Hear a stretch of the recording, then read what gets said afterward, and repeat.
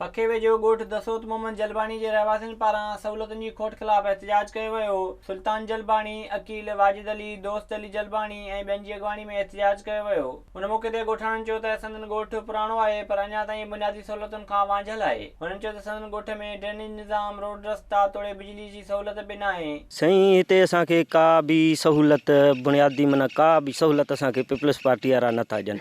हर दौर में असां पीपल्स पार्टी खे वोट ॾिनो आहे, असांखे नतीजो इहो थो मिले जो पीपल्स पार्टी खे वोट ॾिनो आहे। हाणे असांजी सार संभाल त ठहियो पर अचनि ई नथा लड़ी, न नालियूं आहिनि न रस्ता आहिनि। ॾिसो था तव्हां, मींहं जो बरसाति वसे थी उहो पाणी उते बीही थो वञे, न सीसी ब्लॉक आहिनि न को लाइट वग़ैरह जो सिस्टम आहे।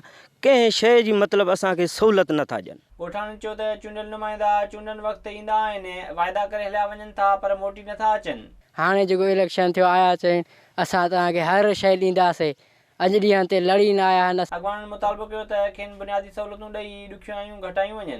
विज़िट कयो अवामी आवाज़ मीडिया ग्रुप जी वेबसाइट awamiawaz.pk।